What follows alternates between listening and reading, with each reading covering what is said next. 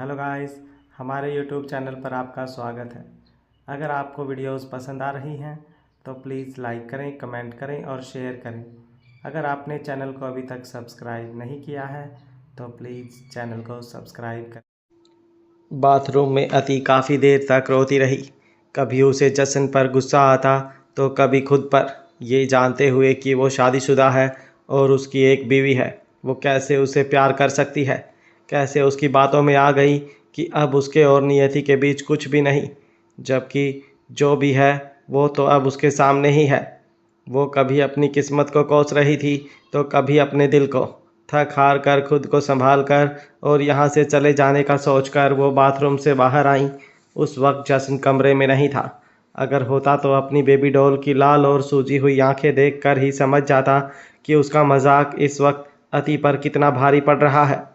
Dinner के लिए अति नीचे नहीं आई तो जसन ने भी कुछ नहीं खाया और फिर दोनों का खाना प्लेट्स में लगवाकर एक सर्वेंट के साथ ऊपर आया।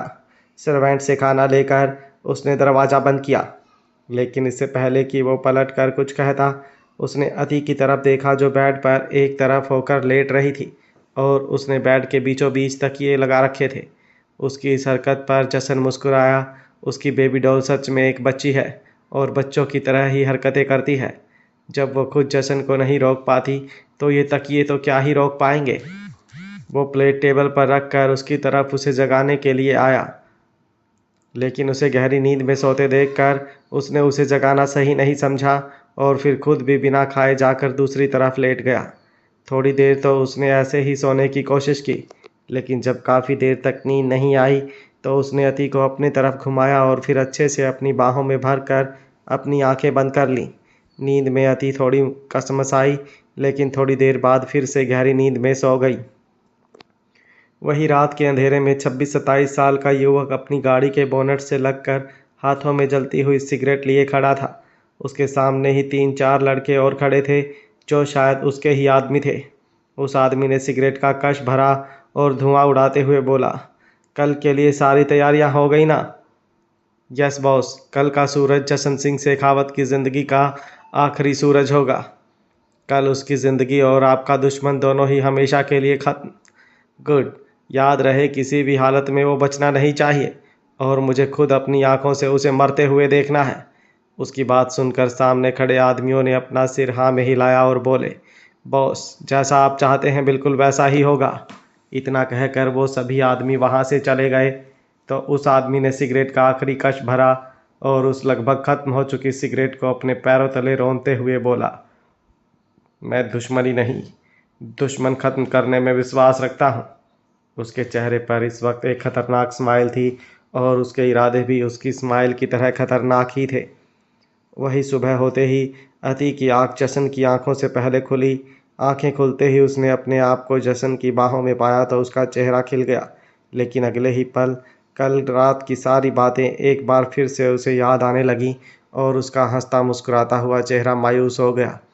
उसकी आंखें भर आईं, लेकिन जशन से अलग होने के बजाय वह उससे और भी ज़्यादा लिपट गई और उसके सीने पर सिर रखकर मन ही मन बोली, बहुत प्यार करने लगी थी मैं आपसे और मुझे यही लगता था कि आप भी मुझसे बहुत प्यार करते हैं। लेकिन अगर आप सच में मुझसे प्यार करते, सच में आपको मुझसे मोहब्बत होती तो आप नियति के करीब कभी नहीं जाते। आपने बेशक मुझे धोखा दिया, लेकिन मेरी मोहब्बत सच्ची है, इसलिए मेरे दिल में हमेशा आप ही रहेंगे। पर शायद मेरी किस्मत में आपका प्यार और आपका साथ यहीं तक था। अपनी आंखों से आंसू साफ करते हुए वो उठी और अपने कपड़े लेकर बाथरूम में चली गई। उसके बाथरूम जाने के बाद जसन की भी आंखें खुली। अति को अपने पास ना पाकर वो एकदम से चौंक गया, इसलिए हड़बड़ा कर उठा। उसे अपना सीना कुछ गीला गीला महसूस हुआ तो उसने हाथ लगाकर देखा। एक पल में ही वो समझ गया कि ये पानी कुछ और नहीं बल्कि उसकी बेबी डॉल के आंसू हैं। वो परेशान हो गया, लेकिन बाथरूम से आती आवाज़ें सुनकर उसे राहत मिली। वो उठा और बालकनी में चला गया। उसकी बेबी डॉल कल रात भूखी ही सो गई और आज सुबह भी उठी तो उसकी आंखें आंसुओं से भरी हुई कि ये सोचकर अब उसे अपने मजाक पर गुस्सा आ रहा था। इसलिए वो अपनी बेबी डॉल को मनाने के लिए वापस कमरे में आया और बाथरूम की तरफ बढ़ गया। उसने बिना नॉक किए ही दरवाज़ा खोला, लेकिन वो हैरान रह गया जब उसने बाथरूम खाली देखा। पानी की आवाज़ आ रही थी क्योंकि पानी का नल खुला था। वो एक नज़र पूरे बाथरूम को देखकर वापस कमरे में आया। कमरे में भी अति कहीं नहीं थी। अचानक ही उसके माथे पर सिकन आ गई। वो जल्दी से नीचे आया, लेकिन अति उसे नीचे भी कहीं नहीं दिखाई दी। उसने रमा आंटी से पूछा, लेकिन उन्होंने बताया कि उन्होंने सुबह से तो उसे देखा ही नहीं। जशन के चेहरे पर परेशानी बढ़ने लगी थी। लगता है माँ बनने की खबर सुनकर भाग गई। उसको भी समझ आ गया होगा कि अब यहाँ उसकी दाल नहीं गलने वाली। बढ़िया है, अब आप अभी अपनी पहली बीवी और पहले बच्चे पर ध्यान दे पाएंगे। मनीषा ने एप्पल खाते हुए चेयर पर बैठकर कहा तो जसन ने पलटकर उसकी तरफ देखा।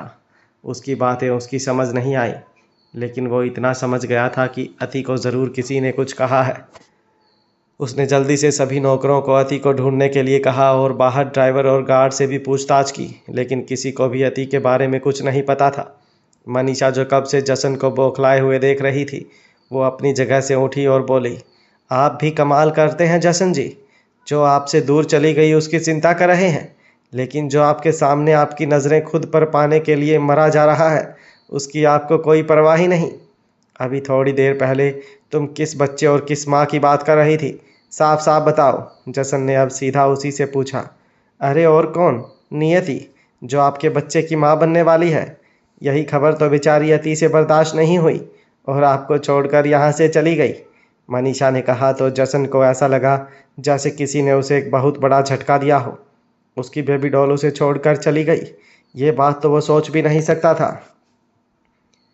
तब तक एक आदमी जसन के पास लैपटॉप लेकर आया।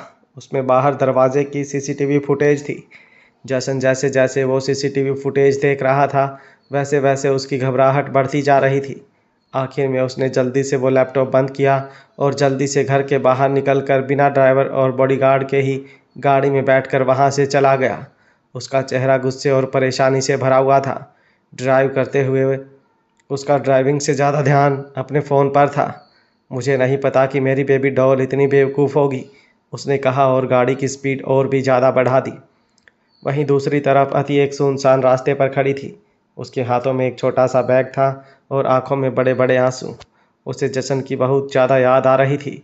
उसने सोचा भी नहीं था जसन से दूर रहना उसके लिए इतना मुश्किल होगा। अभी तो सिर्फ कुछ घंटे ही हुए थे और इन कुछ घंटों में ही उसे ऐसे लग रहा था जैसे उसके अंदर जान तो है ही नहीं।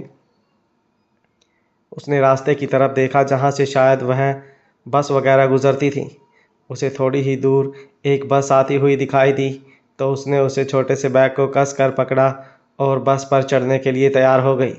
उसने कुछ भी नहीं सोचा था कि कहाँ जाएगी, क्या करेगी, लेकिन ये तो सोच लिया था कि इतना दूर चली जाएगी जहाँ से वो चाहकर भी वापस ना आ पाए। लेकिन उसके सामने कोई बस आकर रुकती, उसे पहले ही एक तेज़ गति से दौड़ती हुई कार बिल्कुल उसके करीब आकर रुकी, जिससे उसके दिल की धड़कन एकदम से बढ़ गई। तेज़ गति के कारण आसपास धूल उड़ रही थी, जिसकी वजह से उसे खांसी भी होने लगी।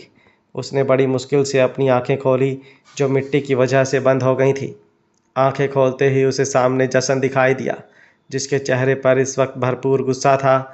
जसन जैसे जैसे उसके करीब बढ़ रहा था, उसकी सांसें थमती जा रही थी, लेकिन जसन उसके पास पहुंचता उससे पहले ही एक गोली बिल्कुल उसके पास से गुजरी। डर डर से उसने अपनी आंखें और कान बंद कर लिए। देखते ही देखते वहां पर चारों तरफ से फायर होने शुरू हो गए। हर तरफ से गोलियों की आवाज़ें आ रही थी। अति को तो कुछ समझ ही नहीं आया कि एक ही पल में ये सब कुछ कैसे शुरू हो गया, लेकिन जसन सब कुछ समझ गया था। वो गोली से भी तेज़ रफ्तार से दौड़ता हुआ अति के पास पहुंचा, लेकिन जैसे ही उसने अति को अपनी बाहों में समेटा, एक गोली उसकी बाह पर आकर लगी और दूसरी सीने पर।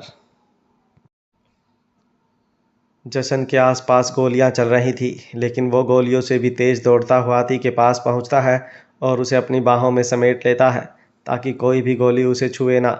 लेकिन उसी वक्त एक गोली जशन की बाजू पर आकर लगती है, जिससे उसकी हल्की सी चीख निकल गई। उसे गोली लगते देख अति एकदम से घूम गई, जिसकी वजह से उसी वक्त एक गोली जो जशन को लगनी थी वो सीधा उसके सीने पर आकर लगी। एकदम से अति की आंखें बड़ी हो गई और वो दर्द से चीखी। उसके ज़ख्म से लगातार खून बहना शुरू हो चुका था। जसन ने उसे गोली लगते देखा तो एकदम पत्थर सा हो गया था, लेकिन एकदम ही उसके चेहरे की नसें तन गईं और उसका चेहरा गुस्से से पूरा कांपने लगा।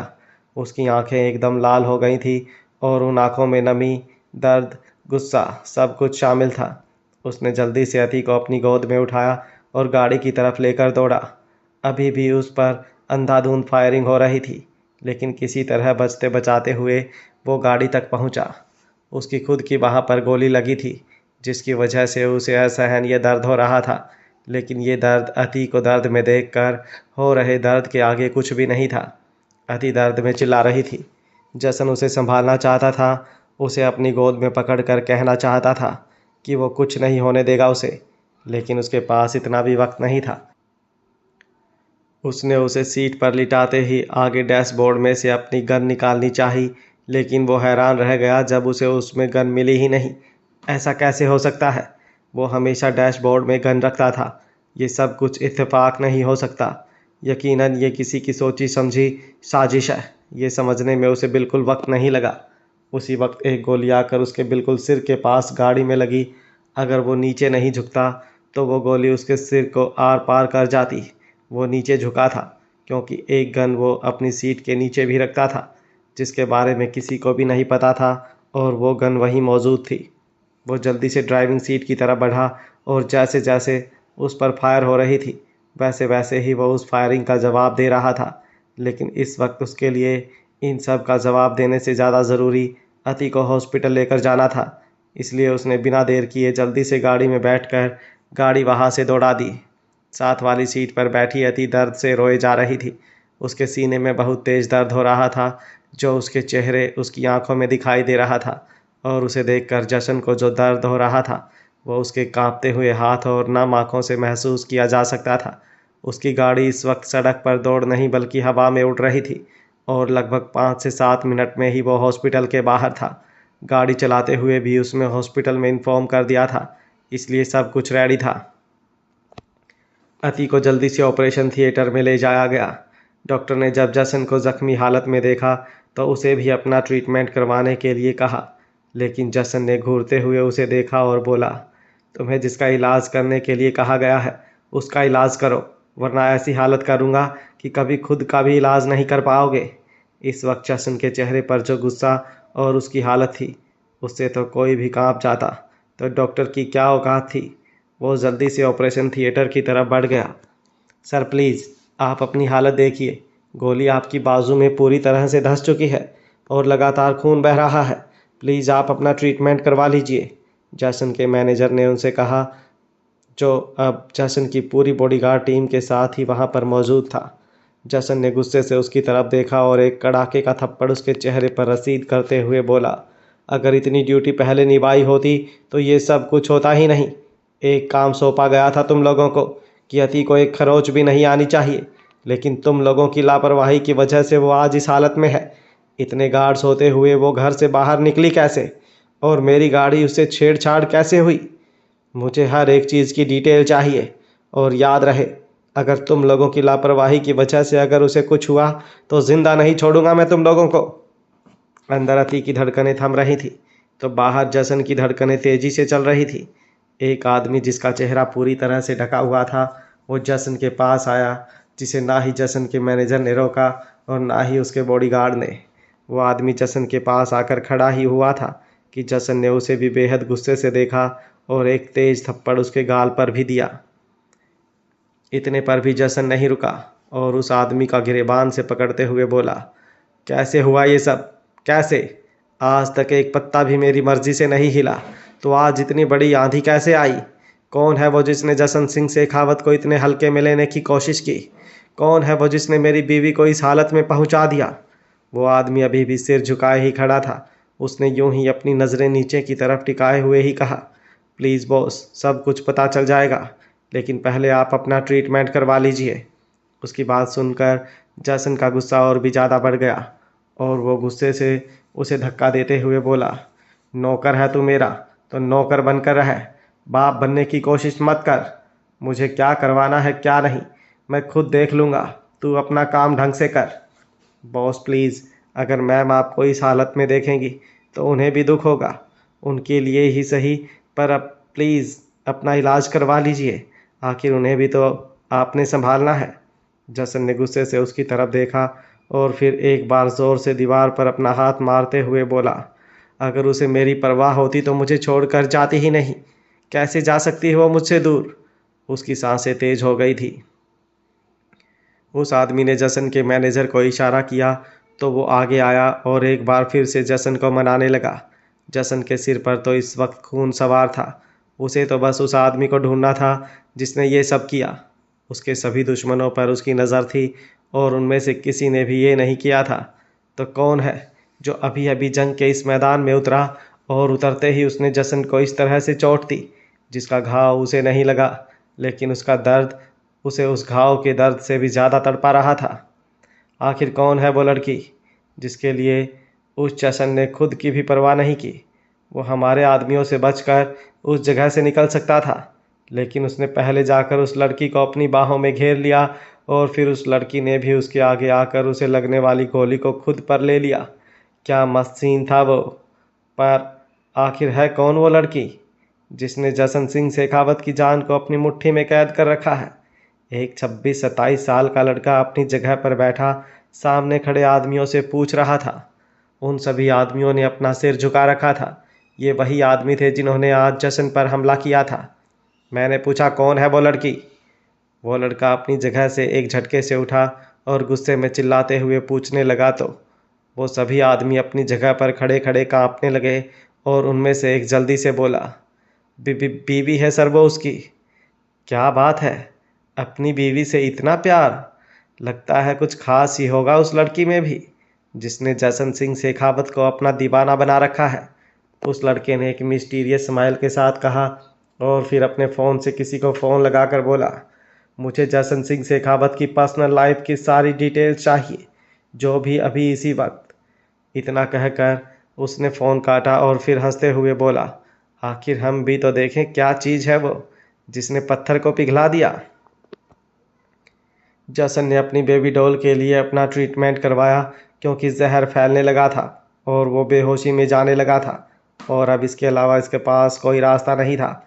लेकिन उसका इलाज भी उसकी शर्तों पर हुआ। डॉक्टर ने बिना उसे बेहोश किए ही उसकी बाह से वो गोली निकाली जिसका दर्द उसे हद से भी ज़्यादा हुआ। अब उसके सारे आदमी उसके लिए काम पर लगे हुए थे और वो ऑपरेशन थिएटर के बाहर अपनी बेबी डॉल की सर्जरी ख़त्म होने का इंतज़ार कर रहा था। जसन को ऑपरेशन थिएटर के बाहर बैठे 3-4 घंटे हो चुके थे, लेकिन अभी तक ऑपरेशन थिएटर से डॉक्टर बाहर नहीं आए थे। खुद को शांत रखने की पूरी कोशिश कर रहा था, लेकिन इससे ज़्यादा वह खुद को नहीं रोक सकता था। इसलिए बिना किसी परवाह के वो सीधा ऑपरेशन थिएटर के अंदर चला गया। उसे ऑपरेशन थिएटर में देखकर डॉक्टर भी एकदम हैरान हो गए। नर्स ने उसे रोकने की कोशिश की, लेकिन वो नहीं रुका और आगे की तरफ बढ़ गया जहाँ पर अति की सर्जरी की गई थी। उसकी सर्जरी हो चुकी, लेकिन वो अभी तक बेहोश थी। डॉक्टर ने उसे समझाया कि वो उसे अभी नहीं मिल सकता, अभी इन्फेक्शन फैलने का डर है और अभी अति होश में भी नहीं आई है और उन्हें उसके होश में आने के लिए कम से कम 24 घंटे का इंतज़ार करना होगा।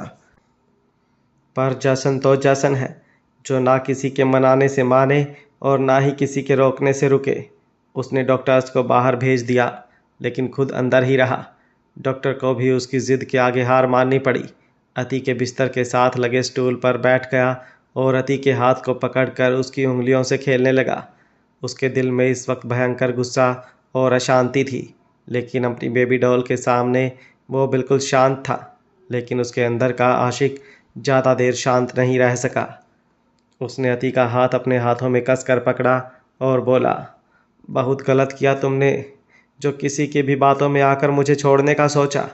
सिर्फ सोचा ही नहीं, तुम तो मुझे छोड़कर भी चली जाती अगर मैं वक्त रहते तुम तक नहीं पहुंचता। पर एक बात अपने इस छोटे से दिमाग में बिठा लो कि इस दुनिया के जिस कोने में भी तुम जाओगी, जसन सिंह शेखावत तुम्हें अपने सामने और अपने साथ मिलेगा। अब इसे मेरी ज़रूरत समझो या प्यार, लेकिन तुम्हें खुद से दूर तो मैं बिल्कुल नहीं जाने दूंगा। तुम्हारी गलती की वजह से नाराज़ हूँ तुमसे और ये नाराज़गी बरकरार रहेगी, लेकिन अपने प्यार में कोई कमी नहीं आने दूंगा।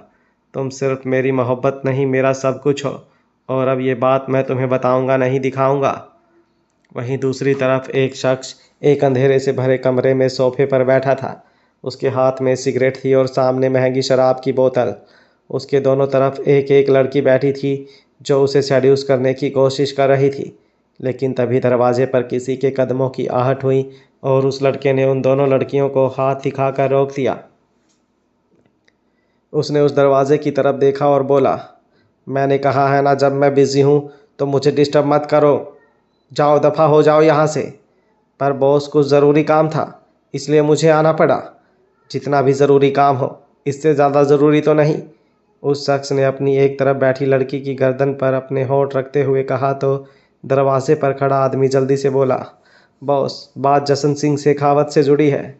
जशन का नाम सुनकर ही उस शख्स ने उस लड़की को एक झटके से छोड़ा और बोला, जो भी सुनाने जा रहे हो, अगर काम का नहीं हुआ तो तुम्हारा काम तमाम करने में मुझे एक पल नहीं लगेगा। उसकी वार्निंग सुनकर दरवाजे पर वो खड़ा आदमी भी कांपने लगा, लेकिन फिर वो खुद को नॉर्मल करते हुए बोला, बॉस, जशन सिंह शेखावत की पर्सनल लाइफ के बारे में सब कुछ पता चल चुका है। जिस लड़की के लिए आज उसने खुद की जान के बारे में नहीं सोचा, वो और कोई नहीं, उसकी दूसरी बीवी है, जिससे उसने अभी थोड़े दिन पहले ही शादी की है। और हमारे खुफिया आदमी से पता चला है कि वो लड़की एक कोठे से जुड़ी हुई है। उसकी बात सुनकर सोफे पर बैठे उस आदमी की आंखों में चमक आ गई। उसने उन दोनों लड़कियों को इशारा किया तो वो दोनों लड़कियां वहां से चली गईं। उनके जाने के बाद वो शख्स भी अपनी जगह से उठा और अपने दोनों हाथ अपनी पॉकेट में डालते हुए बोला, मुझे नहीं पता था जशन सिंह शेखावत ऐसे शौक भी रखता होगा।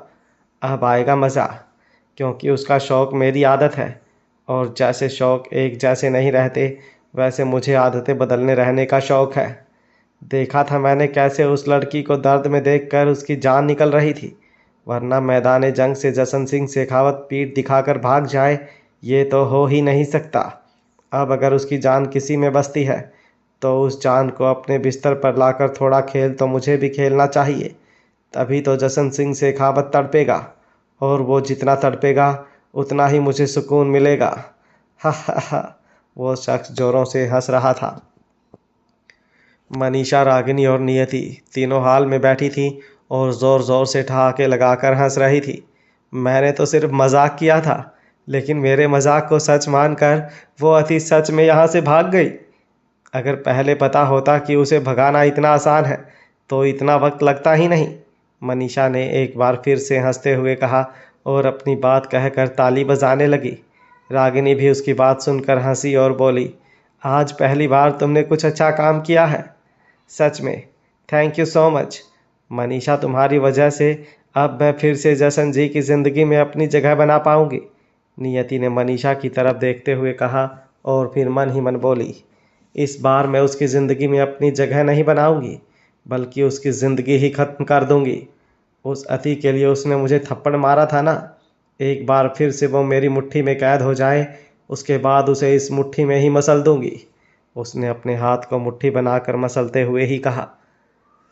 वही मनीषा जो उसकी तरफ देख रही थी मन ही मन मुस्कुराई और बोली, जशन जी की ज़िंदगी में तो तुम तब आओगी ना जब मैं तुम्हें आने दूंगी। अगर अति को मैं इस घर से निकाल सकती हूँ तो तुम्हें निकालना भी कोई मुश्किल काम नहीं। बस फिर जशन और उसकी हर चीज़ पर मेरा ही राज होगा। लेकिन उसके ख्वाब एक पल में चकनाचूर हो गए जब किसी ने उसे उसका हाथ पकड़कर खींचा और फिर अगले ही पल उसके गाल पर एक ज़ोरदार थप्पड़ रसीद कर दिया। नियति और रागिनी भी चौंकते हुए खड़ी हुई। अभी इसी वक्त अपना सामान पैक करो और निकलो इस घर से, जशन ने गुस्से से कांपते हुए कहा, जबकि मनीषा तो अभी भी अपने गाल पर हाथ रखकर अपने कान में होती टुनटुन को महसूस कर रही थी। जशन, रागिनी जी गुस्से में चिल्लाई और फिर बोली, ये किस तरह से बर्ताव कर रहे हो तुम? ओह रियली, अभी भी मुझे आप लोगों को जवाब देना पड़ेगा? मेरे ही घर में रहकर मेरी ही बीवी को परेशान करने में तुले हैं आप लोग।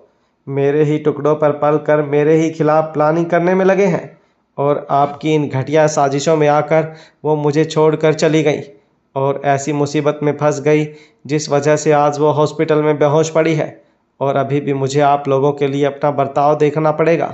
तो आई एम सॉरी, अब बहुत हुआ, इससे ज़्यादा बर्दाश्त मैं नहीं कर सकता, जशन फिर गुस्से से बोला। जबकि रागिनी और नियति को तो यही समझ में नहीं आ रहा था कि अति हॉस्पिटल में है, ये जानकर हैरान हो या खुश या दुखी कि हॉस्पिटल क्यों पहुंची, सीधा मर ही क्यों नहीं गई। जशन मनीषा को घूर रहा था, जबकि मनीषा तो गालों पर हाथ रखे बस रोए जा रही थी। वो हर बार जशन के करीब आने की कोशिश करती थी, लेकिन करीब तो जशन उसके आता था, पर उस पर सिर्फ हाथ उठाने के लिए। जब जब उसने अति के खिलाफ कोई साजिश रची है, तब तब उसे जशन के हाथों का थप्पड़ ही मिला है। रागिनी जी ने जशन को गुस्से से रोका, लेकिन जशन ने उल्टा उन्हें ही सुना दिया था। अब उसने फिर से मनीषा की तरफ घूर कर देखा और बोला, अभी के अभी सामान पैक करो और दफ़ा हो जाओ मेरे घर से। जो मेरे ही घर में रहकर मेरा ही घर जलाने की कोशिश करे, उनको तो मैं दुनिया में रहने ना दूँ, घर में रखना तो दूर की बात। और तुम। अब वो नियति की तरफ घूमा और उसे बिल्कुल एक्सप्रेशनलेस चेहरे के साथ बोला, हम दोनों का शादी का रिश्ता ख़त्म हो चुका है, और उसके साथ ही दोस्ती का भी, क्योंकि जो चीज़ मेरी बीवी को पसंद नहीं आई वो मैं हरगिज़ नहीं कर सकता। तुम्हारी वजह से अति का दिल दुखे, मैं बर्दाश्त नहीं करूँगा, इसलिए जितना जल्दी हो सके यहाँ से चली जाओ। और आप। अब वो रागिनी की तरफ देखने लगा, लेकिन वो कुछ कहता उससे पहले ही रागिनी जी बोली, अब ये मत कहना कि तुम्हारी बीवी को मुझसे भी प्रॉब्लम है। सुना था शादी के बाद औलाद माँ की नहीं रहती, लेकिन तुम तो बहुत ही जल्दी बदल गए। अभी 4 दिन नहीं हुए तुम्हारी शादी को, और तुम्हारी बीवी तुम्हें तुम्हारी माँ से भी ज़्यादा प्यारी हो गई। जशन उनकी बात सुनकर मुस्कुराया और बोला, मेरी बीवी मुझे कितनी प्यारी है इसका अंदाज़ा तो कोई नहीं लगा सकता। आप मेरी माँ, इसलिए आपको यहाँ से जाने के लिए नहीं कहूँगा, लेकिन आइंदा ध्यान रहे कि मेरी बीवी को इस घर में कोई भी तकलीफ़ हुई तो मैं चैन से किसी को भी नहीं रहने दूँगा। उसकी बातों में एक वार्निंग थी जो रागिनी जी अच्छे से समझ रही थी, इसलिए उनके चेहरे पर गुस्सा था। लेकिन जशन बिना किसी की परवाह किए अपनी बात कहकर वहाँ से चला गया। मनीषा रोती हुई अपने कमरे में चली गई। उसने गुस्से में जाकर अपने कमरे में सारा सामान बिखेरना शुरू कर दिया। उसने खुद के भी बाल बिखेर दिए और फिर अपने चेहरे से सारा मेकअप हटाते हुए आईने के सामने आई और बोली, क्या कुछ नहीं किया मैंने जशन जी को पाने के लिए। उनके भाई से शादी की ताकि उनके आसपास रह सकूं। सोचा था जितना उनके करीब रहूंगी उतनी ही उनके दिल में अपनी जगह बना पाऊंगी, लेकिन हर बार मुझे सिर्फ उनकी नफ़रत ही मिलती है। वो कल की आई लड़की उन्हें इतनी प्यारी हो गई, और मैं जो इतने वक्त से उनको चाह रही हूँ, उनको प्यार कर रही हूँ, उसकी उन्हें कदर ही नहीं। सोचा था वो लड़की उनकी ज़िंदगी से चली जाएगी तो नियति को भी किसी तरह यहाँ से बाहर फेंक दूंगी और फिर सब कुछ मेरा होगा, लेकिन सब खराब हो गया।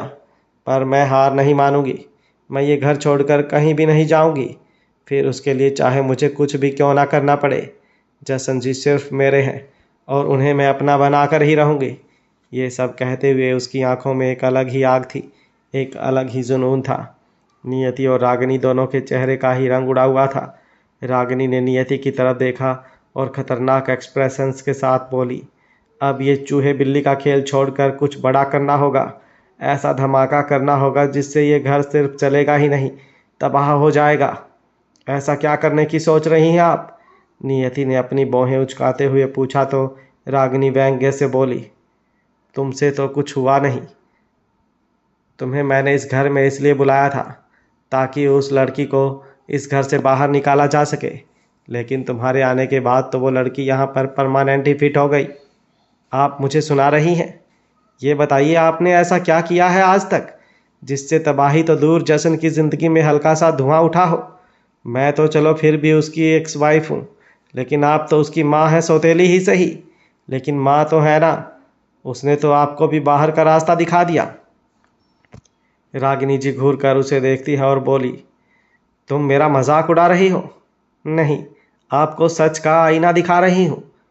अपना आईना तुम अपने पास रखो, क्योंकि अब मुझे तुम्हारी कोई ज़रूरत नहीं। अब जो भी करना होगा मैं खुद करूँगी। रागिनी में शैतानी मुस्कुराहट के साथ कहा तो नियति उसे देखती रही। सुबह से शाम हो गई थी, लेकिन अति को अभी तक होश नहीं आया था। जशन अभी भी ऑपरेशन थिएटर के बाहर ही बैठा था। कभी उसके चेहरे पर उदासी और दर्द तैरने लगता तो कभी उसके होठों पर एक हल्की सी मुस्कुराहट ठहर जाती। जब से अति उसकी ज़िंदगी में आई थी तब से आज तक उसके साथ बिताए सारे लम्हे उसकी आंखों के आगे बार बार चल रहे थे। उसका रूठना मनाना, बच्चों की तरह बातें करना और कभी कभी समझदारी दिखाना, छोटी छोटी बातों पर खुश हो जाना और अजीब सी जिद करना। हर एक खूबसूरत पल उसकी आंखों के आगे जीवंत हो रहा था। अचानक ही उसके चेहरे के भाव थोड़े बदले और वो अपनी आंखें नीचे फर्श पर एकटक टिकाते हुए बोला, कर लो जितना परेशान तुम्हें मुझे करना है, लेकिन अगर तुम सोच रही हो कि मैं तुम्हें खुद से दूर जाने दूंगा तो तुम बहुत गलत सोच रही हो। अगर वो महादेव भी सामने आ जाए तो तुम्हें मुझसे अलग नहीं कर सकते। वो या तो हम दोनों को ज़िंदगी दे सकते हैं या मौत दे सकते हैं, लेकिन हमें एक दूसरे से अलग नहीं कर सकते। अगर तुम्हें कुछ हो गया तो ज़िंदा मैं भी नहीं रहूँगा, लेकिन उससे पहले उन सभी को अपने हाथों से ज़रूर मारूंगा जिन्होंने तुम्हें इस हालत में पहुँचाया है। डॉक्टर अतीका चेकअप करने आए तो जशन भी अपनी जगह से खड़ा हुआ और उनके साथ ही अंदर आया। और कितना वक्त लगेगा मेरी बीवी को होश में आने में? मैं अब और इंतज़ार नहीं कर सकता। आप कुछ भी कीजिए, लेकिन अभी अति को होश में लेकर आइए। जशन अब धीरे धीरे खुद पर कंट्रोल खो रहा था। उसकी बेचैनी बढ़ती जा रही थी। डॉक्टर ने अति का चेकअप करने के बाद जशन की तरफ देखा और बोले, देखिए मिस्टर शेखावत, हम आपकी हालत समझते हैं, लेकिन आप भी हमारी बात समझिए। आपकी बीवी खतरे से बाहर है, लेकिन उनकी हालत अभी भी सीरियस है और हम जितना कर सकते थे हमने उतना कर दिया है। इसके बाद हम सिर्फ इंतज़ार कर सकते हैं, उसके अलावा कुछ भी नहीं। लेकिन मैं इंतज़ार नहीं कर सकता। मुझे अभी मेरी बीवी होश में चाहिए, वरना मैं आप सबको बेहोश कर दूंगा। जसन ने गुस्से से तिलमिलाते हुए कहा, लेकिन ये सिर्फ गुस्सा नहीं, उसके दिल की तड़प भी थी। प्लीज़ मिस्टर शेखावत, अपने गुस्से पर कंट्रोल कीजिए। पेशेंट के आसपास ऐसा माहौल रहेगा तो उनकी हालत और भी ज़्यादा बिगड़ सकती है। खुद को शांत रखिए और थोड़ा इंतज़ार कीजिए, जल्दी ही आपकी पत्नी को होश आ जाएगा। डॉक्टर ने उसे समझाते हुए कहा तो जसन ने गुस्से से उसकी तरफ देखा और फिर बाहर आया। वो गुस्से में एकदम भन-भनाया हुआ था। उसने बाहर आते ही जोर से दीवार पर अपना पैर दे मारा। डॉक्टरों ने उसे ऐसे करता देखा तो उसे रोकने की बजाय वहां से निकल लिए, क्योंकि कोई पता नहीं कब दीवार की जगह जसन उन्हें अपने पैरों से मारने लगे। मुश्किल से वो शांत हुआ है, कहीं फिर से उसके सिर पर पागलपन का भूत ना सवार हो जाए। जसन ने 2-3 गहरी सांस ली और खुद को शांत करने की कोशिश करने लगा। खुद को नॉर्मल करने के बाद वो फिर से अति के वार्ड में चला गया। अति बिस्तर पर एकदम बेजान सी पड़ी थी और उसे इस हालत में देखकर पत्थर जैसे दिल जसन को भी दर्द महसूस हो रहा था। वो उसके बिल्कुल करीब गया और उसके हाथ को अपने हाथों में थामते हुए बोला, मैं जानता हूँ मेरी बेबी डॉल मेरे गुस्से से नहीं, मेरे प्यार से हार मानती है। बहुत हुआ तुम्हारा नाराज़ होना, अब तो मान जाओ ना। दर्द हो रहा है इस दिल में।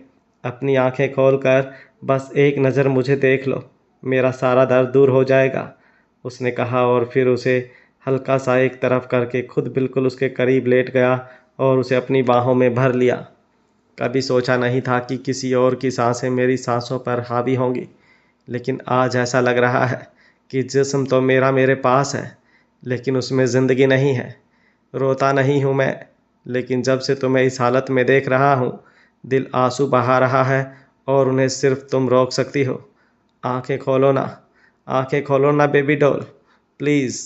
और दूर नहीं रहा जा रहा मुझसे, जसन ने उसके चेहरे को देखते हुए कहा और फिर हल्का सा उसके चेहरे पर झुककर अपने होंठ उसके गालों पर बारी बारी से रख दिए और फिर एक पल रुककर उसके पूरे चेहरे पर अपने होठों से मोहर लगानी शुरू कर दी। I love you my baby doll, I love you so much. तुम इन दवाइयों को इनकार कर सकती हो, लेकिन अब मेरी सांसें तुम्हारे अंदर घुलेंगी तो तुम्हें अपनी आंखें खोलनी ही पड़ेंगी। जसन ने उसके होठों को अपनी उंगली से धीरे धीरे सहलाते हुए कहा और फिर उसके होठों पर अपने होठ रख उन्हें चूमना शुरू कर दिया। अति की आंखें फड़क उठी। उसने एक गहरी सांस ली जो जसन को भी महसूस हुई, लेकिन फिर भी उसने उसके होठों को नहीं छोड़ा और लगातार चूमता रहा। जसन अति के होठों को लगातार चूम रहा था। अति की आंखें धीरे धीरे खुलने लगी थी और सांसों में तेज हलचल होने लगी थी, लेकिन फिर भी जसन उसके होठों को नहीं छोड़ रहा था। वो बिना रुके उसके होठों को लगातार चूमे जा रहा था, जैसे अगर उसने उन्हें चूमना बंद कर दिया तो अति एक बार फिर से बेजान हो जाएगी। इसलिए जब तक वो पूरी तरह से आंखें नहीं खोल लेती तब तक वो उसे छोड़ने वाला नहीं था। उसके होठों ने अति के होठों पर कब्जा किया हुआ था तो उसकी आंखों ने अति की आंखों पर अपनी नज़रें जमाई हुई थी। और बड़ा इंतज़ार था उसकी आंखों को अति की आंखों के खुलने का। और धीरे धीरे यही इंतज़ार ख़त्म होने लगा जब अति ने अपनी पलकें फड़फड़ाते हुए बड़ी मुश्किल से अपनी आंखें खोली। आह! एक दबी हुई सी आह के साथ जब अति के मुंह में रह गई तो जसन ने झटके से उसे छोड़ा, क्योंकि यह दर्द से लिपटी थी। वो कैसे ना छोड़ता अपनी जान को, ये जानकर भी कि शायद उसे कहीं दर्द महसूस हो रहा है। दर्द हो रहा है ना बहुत? जसन ने व्याकुल होते हुए पूछा। उसकी नज़रें उसके चेहरे पर थीं जहाँ पर बेशुमार दर्द ठहरा हुआ था। लेकिन अति ने हल्का सा अपना सिर ना में हिलाया और धीमे से बोली, नहीं, बहुत मज़ा आ रहा है। अगर एक गोली और, आह, मुंह तोड़ दूंगा मैं तुम्हारा अगर तुमने और बकवास की तो। जसन ने उसे गुस्से से देखते हुए कहा तो अति ने अपनी आंखें फिर से बंद कर ली। जसन ने उसे घूर कर देखा और मन ही मन बोला, मेरे ज़्यादा प्यार का यही फ़ायदा उठाती हो ना तुम? देखो अब कैसे तुम्हें सज़ा देता हूँ। अति अपनी आंखें बंद करे लेटी हुई थी। उसे इंतज़ार था कि कब जसन उसे फिर से प्यार करना शुरू करेगा, क्योंकि जब उसने आंखें खोली तो उसे सिवाय डांट के और कुछ नहीं मिला। इसलिए इससे अच्छा तो यही है कि वो अपनी आंखें बंद करके सोई ही रहे। लेकिन अचानक ही उसने अपनी आंखें खोली जब उसे महसूस हुआ कि जसन उससे दूर हो गया है। उसने देखा कि जसन बेड से खड़ा हो गया है और इंटरकॉम से डॉक्टर को फ़ोन कर रहा है। अति भी उसे देखती रही। उसे सीने में दर्द हो रहा था, इसलिए बार बार उसके होठों से आह निकल जाती। लेकिन जसन ने तो जैसे कानों में रुई डाल रखी थी। उसे उसकी आवाज़ जैसे सुनाई ही नहीं दे रही थी। अब अति से रुका नहीं गया। वो जसन की तरफ देखते हुए बोली, मुझे दर्द हो रहा है, जानता हूँ, लेकिन जब डॉक्टर आएंगे तो वही दवाई देंगे। लेकिन मेरे दर्द का इलाज तो आपके पास है ना, एक बार पास तो आइए। अति ने तड़प कर कहा तो जसन ने उसकी तरफ देखा और बोला, दूर जाने का फैसला तो तुम्हारा था ना। जसन ने जैसे ही ये बात कही, अति को याद आया कि वो जसन को छोड़कर जा रही थी। साथ ही उसे नियति के प्रेग्नेंट होने और मनीषा की कहीं सारी बातें भी याद आईं और जसन का भी उन बातों को मानना उसे और भी ज़्यादा दर्द देने लगा था। उसकी आंखें फिर से नम होने लगी। उसने रोते हुए अपनी नज़रें फेर ली और उसका यूं नज़रें फेर लेना जसन के गुस्से को और भी ज़्यादा बढ़ा गया। वो उसके करीब बढ़ने लगा कि इतने में ही डॉक्टर आ गए और उन्होंने अति का चेकअप करना शुरू कर दिया। जसन लगातार अति की तरफ देख रहा था, लेकिन अब अति ने एक बार भी उसकी तरफ नज़रें नहीं उठाई तो उसकी ये नाराज़गी और बेरुखी देखकर जसन मन ही मन बोला, गलती भी करती है और नाराज़ भी खुद ही को होना है। हमारा रिश्ता सिर्फ हमारा है। जब इसे जोड़ने वाले हम हैं तो इसे तोड़ने का हक किसी और का कैसे हो सकता है? तुम्हें कोई भी कुछ कहे, लेकिन तुम मुझसे ज़्यादा किसी और की बातों पर यकीन कर सकती हो। और अगर तुम्हारे दिल में कोई सवाल हो तो उसका जवाब तुम्हें सिर्फ मुझसे पूछना चाहिए, और पूछने से भी ज़्यादा तुम्हें मुझ पर यकीन करना चाहिए। जब अब तक मैं अपने प्यार पर तुम्हें यकीन नहीं दिलवा पाया तो क्या खाक मेरा प्यार? मुझे मेरी बेबी डॉल नाजुक चाहिए, लेकिन सिर्फ मेरे लिए। औरों के लिए वो मेरी ही तरह पत्थर होनी चाहिए। और अगर ये मेरे प्यार से पॉसिबल नहीं होगा तो अब मेरी नाराज़गी तुम्हें वो बनाएगी जो मैं तुम्हें बनते हुए देखना चाहता हूँ। अति का चेकअप करने के बाद डॉक्टर ने जसन की तरफ देखा और बोले, आपकी तरह आपका प्यार भी बहुत ज़्यादा मजबूत है मिस्टर शेखावत, जो इतनी बड़ी मुश्किल भी आसानी से पार कर गया। अमूमन एक गोली लगने के बाद लोग अपनी ज़िंदगी खो देते हैं, लेकिन इन्होंने तो जिस तरह से कवर किया है, लगता है इनकी हिम्मत और इम्प्रेशन आप ही हैं। It's magical. लगता है सब कुछ जुड़ा है मुझसे, बस एक भरोसा ही नहीं है, जसन ने बड़बड़ाते हुए कहा और फिर हल्का मुस्कुराते हुए डॉक्टर की तरफ देखकर बोला, आपकी बातें सुनने में मुझे कोई इंटरेस्ट नहीं। आप अब इतना बता दीजिए कि क्या अब मैं अपनी बीवी को अपने घर ले जा सकता हूँ? कैसी बात कर रहे हैं मिस्टर शेखावत? अभी अभी इनकी सर्जरी हुई है। अभी तो इन्हें थोड़े दिन अंडर ऑब्जर्वेशन ही रखा जाएगा। आपको जो भी करना है, मेरे घर पर आपको सारी फैसिलिटीज़ मिल जाएंगी, लेकिन मुझे जल्द से जल्द अपनी बीवी को घर पर लेकर आना है। जसन ने इस तरीके से कहा कि आगे डॉक्टर के पास कोई जवाब ही ना बचे। उसकी ज़िद को कौन ही नहीं जानता। इसलिए डॉक्टर ने भी निराशा से एक लंबी सांस ली और फिर बोले, ठीक है, लेकिन पहले हमें आपके घर सारे अरेंजमेंट करने होंगे, उसके बाद ही उन्हें डिस्चार्ज किया जाएगा। मुझे किसी के घर नहीं जाना, अति ने अचानक ही कहा तो जसन ने पहले एक नज़र उसकी तरफ देखा और फिर डॉक्टर की तरफ जो हैरानी से अति को देख रहा था। लेकिन फिर जशन की नज़रें खुद पर महसूस कर जशन की तरफ देखने लगा और बेवजह ही हंसते हुए बोला, ही लगता है आपकी बीवी नाराज़ है आपसे। उसकी नाराज़गी मैं खुद देख लूँगा। आपका काम हो गया ना, अब जाइए यहाँ से। जसन ने आगे से अपनी पॉकेट में हाथ डालकर एकदम कड़क लहजे में कहा तो उसका रुआब देखकर वो डॉक्टर रूम क्या नौकरी छोड़कर ही चला जाए। उनके जाने के बाद जसन अति के करीब आया और बोला, हाँ तो क्या कह रही थी तुम? मुझे कहीं नहीं जाना आपके साथ। अति ने नज़रें फेर कर धीमे से कहा। अगर वो जसन की तरफ देखती तो शायद रो देती, लेकिन जसन की नज़रें अभी भी उसके चेहरे पर थीं। वो उसे देखते हुए ही बोला, तुम्हें लगता है तुम्हारे पास कोई और ऑप्शन है? आप हर बार मुझसे ज़बरदस्ती नहीं कर सकते। मैंने कह दिया मुझे आपके साथ नहीं जाना तो नहीं जाना। श्श। जसन की उंगली अब अति के होठों पर थी और दोनों की नज़रें एक दूसरे की नज़रों से उलझ चुकी थी। वह उसके चेहरे पर झुके हुए ही बोला, अभी अभी मौत को टक से छूकर वापस आई हो। ज़्यादा ज़ुबान लड़ाओगी तो तबीयत बिगड़ जाएगी। इसीलिए अच्छा होगा चुप रहो और मुझे भी चुप रहने दो, क्योंकि फ़िलहाल ना तुम्हारी ज़िद अच्छी है और ना ही मेरा गुस्सा। अति की आंखें नम होने लगीं और एक यही चीज़ थी जो जसन को पिघला देती थी।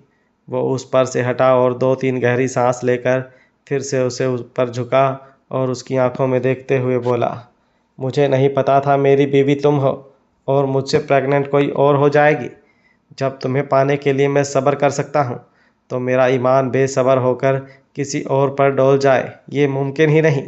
बच्चे तो मेरे ज़रूर होंगे, लेकिन तब जब मेरी बेबी डॉल उन्हें संभालने लायक हो जाएगी, क्योंकि अभी तो उसे ही मुझे संभालना पड़ता है। जसन की बात सुनकर अति की धड़कन तेज होने लगी। वो खुश होए या रोए उसे समझ नहीं आ रहा था। क्या सच में जसन जो कह रहा है वो सच है? लेकिन कल उसने ही तो माना था कि अति की जो भी हालत है उसकी वजह से ही है। वो कंफ्यूज थी, जो उसके चेहरे के एक्सप्रेशन से जसन को साफ पता चल रहा था। आखिर है तो अति एक बच्ची ही, तो कैसे समझे इन बातों को। वो अपना निचला होंठ बाहर की तरफ निकाले जसन को ही देख रही थी और लंबी लंबी सिसकियां ले रही थी। तुम्हें मुझ पर यकीन करना है तो करो, नहीं करना तो मत करो। जितनी सफाई मैंने तुम्हें दी है इतनी तो कभी किसी के बाप को नहीं दी। पर अगर तुम्हारे मन में अभी भी कोई वहम है कि तुम मुझे छोड़कर जा सकती हो या मैं तुम्हें जाने दूंगा, तो भूल जाओ। तुम अति जसन सिंह शेखावत हो और जैसे ही ये नाम अलग नहीं हो सकते, वैसे तुम भी मुझसे अलग नहीं हो सकती। इस बार जसन ने एकदम कड़क लहजे में कहा तो अति बस उसे देखती ही रह गई। उसका बोलने का लहजा बिल्कुल वैसा था जैसे शुरुआती दिनों में होता था, बल्कि उससे भी ज़्यादा खतरनाक। अपनी बात कहकर जसन उस रूम से बाहर चला गया और अति बस उसे जागते देखती रह गई। क्या सच में मैंने इतनी बड़ी गलती कर दी? आपकी आंखें झूठ नहीं बोल सकती। मैं कैसे किसी की बातों में आकर आपको छोड़कर जाने का सोच सकती हूँ, जबकि मैं ये जानती हूँ कि हमें दूर करने वाले बहुत हैं। कैसे आप पर विश्वास ना करके किसी और पर विश्वास कर सकती हूँ? तो आपने उस दिन खुद माना था कि कितनी बेवकूफ़ हूँ मैं। प्लीज़ मुझे माफ़ कर दीजिए, वो खुद से ही कह रही थी। जसन ने हॉस्पिटल में बाहर से लेकर अंदर तक हर जगह को अपने बॉडीगार्ड से भर रखा था। अति के डिस्चार्ज पेपर रेडी होने में अभी वक्त लगने वाला था और इतने वक्त में जसन को एक और काम निपटाना था। वो हॉस्पिटल से बाहर आया और अपनी गाड़ी में बैठ वहाँ से निकल गया। उसकी गाड़ी एकदम हवा को चीरती हुई एक बेसमेंट में पहुँची, जहाँ एक साथ कई आदमियों के रोने की और दर्द भरी चीखों की आवाज़ गूंज रही थी, जैसे कोई उन्हें बहुत ज़्यादा भयंकर दर्द दे रहा हो। वो अपनी गाड़ी से बाहर निकला और उसके चेहरे पर हर बार मुस्कुराहट पड़ जाती जब वो चीखें उसके कानों में सुनाई देती। उसके कार से उतरते ही एक साथ कई आदमियों ने उसे आसपास से घेर लिया, लेकिन उनकी गर्दन और नज़रें झुकी हुई थी, जो बता रहे थे कि वो सब उसके ही आदमी हैं। और उनके बीच चलता हुआ जसन इस वक्त एक चीते की तरह चल रहा था। आखिर जसन वहां पहुंचा जहां 4 आदमियों को नीचे ज़मीन पर एक एक लोहे की खूंटी से बांध रखा था और उनका लहूलुहान पैर बता रहा था कि उन्होंने यहाँ से छूटने की नाकामयाब कोशिश बेहद की है। सिर्फ पैर ही नहीं, उनका पूरा जिस्म ही बुरी तरह से घायल था। कहीं से चमड़ी फटी हुई थी, कहीं से उनके जिस्म को जलाया गया था और कहीं कहीं एक ही जगह पर इतनी बुरी तरह से मारा गया था कि सिवाय हड्डियों के वहाँ और कुछ नहीं बचा था। हाथों पैरों के नाखून अलग किए जा चुके थे और सिर का एक एक बाल खींचकर उखाड़ा गया था। मौत भी इतना दर्द ना दे जितना वो इस वक्त सह रहे थे, लेकिन तभी तो कुछ भी नहीं हुआ था। अभी तो जशन सिंह शेखावत से उनका सामना होना बाकी था, जो दुश्मनों के लिए दर्द का दूसरा नाम है। जशन उनके सामने खड़ा हुआ था। एक आदमी जल्दी से एक चेयर लेकर आया, लेकिन जशन ने उस चेयर को ज़ोर से लात मारी और बोला, आराम करने नहीं आया हूँ यहाँ, हिसाब करने आया हूँ उस दर्द का जो इस वक्त मेरी बेबी डॉल को हो रहा है। उसकी आंखें इस वक्त आग की तरह जल रही थी, जो अब ना जाने किसकी चिता से ठंडी होने वाली थी।